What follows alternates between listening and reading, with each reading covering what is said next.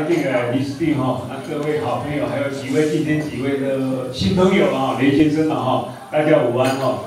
事实上理事长我各个册读了无够，今摆就在认真读册，那个会当读就是一种福气啦，一种幸福的感觉了哈。所以我想这边呢，如果没有什么闲事挂心头的话哈，便是人间读书的好时节哈。所以我想这边的话，如果有空的话啊，虽然我们退休了，或者是从职场上退下来。 有时候你还是看看书哦，回忆一下，让自己更成长。所以在这边呢，感觉到说时间也过得真快啊！记得第一次参加我们这个太子健康团的时候好像是今年的农历嘛2月嘛静怡大概也是农历过后就来。对。那我想一路走来呢，感受到我们这个团真的是向心力很高尤其是到溪头来的，我们是唯一的。 独一无二的，没有第二团像我们这样。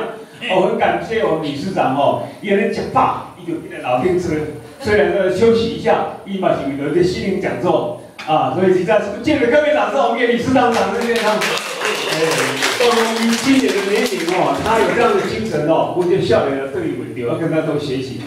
真的那我想讲起来，我们都是一个成长团体大家都是为了追求健康身心灵的健康。 所以我们呢，一路上在车上卡拉 OK， 肩膀是可以一种心灵上的一个健康你讲说多唱歌呢，可以提升你的免疫力你就不会生病这一种精神的一个舒展。然后到这边呢，大家是吸收很多营养，散散步，走一走，甚至于可以跟好朋友聊聊天。我想这个都是身心灵的一个成长。那更难的可谓就吃饱饭以后享受一顿美食之后。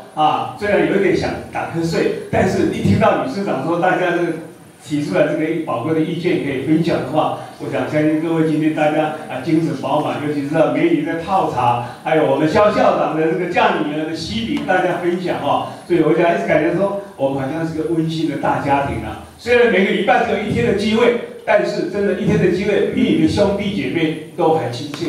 对，真的这个真的是很难得。今天我要感谢我们朱老师。 今天的菜色就不一样了我近前跟他来弄中餐刚讲分怎么今天的菜跟上个礼拜菜差不多今天确实有改变所以朱老师要感谢你跟董事长反映他马上就改变，所以有这个问题让我想到，真的我们人真的是有时候要朝着改革改变的方向去，要有创意，不是说千篇一律的，千篇一律就看起来马黑没有什么新奇的所以我想这个我们以。 推广到这边，那其他的话，任何事情不管我们在居家生活也好，或者在你周遭的一些活动也好，你只要稍微用心理事长，你那首歌很有意义朗朗领金，生命才会精彩。所以我们认真的过每一分钟，认真的把握每一天，相信你的生命会更加的精彩。所以呢，我想新的一年。 即将来临了今天是大家讲说是龙年的最后一次的讲座那刚刚理事长说，请大家分享这1年来一路走来的我们这个一个成长的历程，做一个分享。我想这个很好，我们可以彼此互相激荡，互相学习。所以说，我们说欣赏人家的优点呢，也是一个涵养；学习别人的优点，更是一种成长。所以，我们不断的能够互相欣赏别人的优点。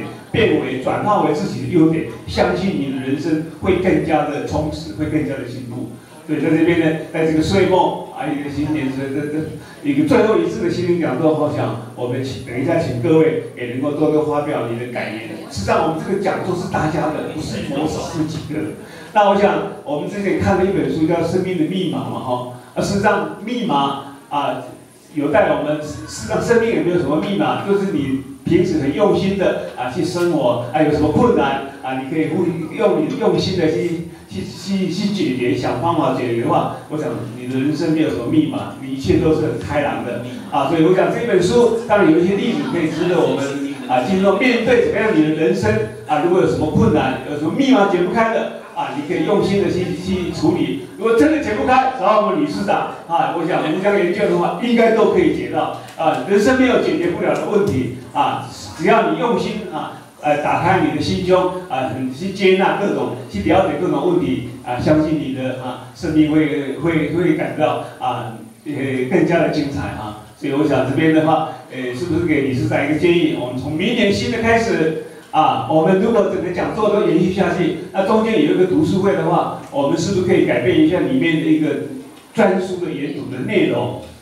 因为涵盖身心灵嘛，生命力呢，只是倾向于心灵方面的。那之前我跟胡大哥，还有我们敏珠小姐这边，他有一本书叫做《真言一》。等一下，我想请敏珠小姐介绍一下，这个是王永庆的女婿杨定一博士他写的，有一些新的观念可以改变我们今后怎么样的饮食或者其他。当然，我这本书我是翻了一下，因为胡大哥在太子店给我介绍一下，我大概翻了一下，但是没有详细看。我们敏珠小姐可能她看了很多精读了，她是精读了有一些她可以跟大家分享的。我想我们这个成长团体的话，你有好的都可以提出来大家来分享。我们是一个结构式的座谈。那我们这个读书会里面的话比如说他有准备了，他分享大家，分享完了，各位都可以发表你的看法。这样才算是一个读书会的一个效果，大家互相学习，互相激荡。相信我们得到的会更多，不是只有单一的一个想法，而是你有想法，我有的想法，大家提出来，这样多方向的一个交流的话，相信我们会有延伸出更好的意见。所以我想，我们今天既然在这边做一个心灵讲座，真的是很难得，大家有共同追求心灵的一个学习跟成长表示我们都不断的也在成长，不断的在学习，相信我们的人生一定是彩色的更加的多彩多姿。在这边呢，祝福大家新的一年更加的顺利。尤其过去一年走来，相信我们的成长的应该相当多了。尤其我们敬礼大嫂有健康指数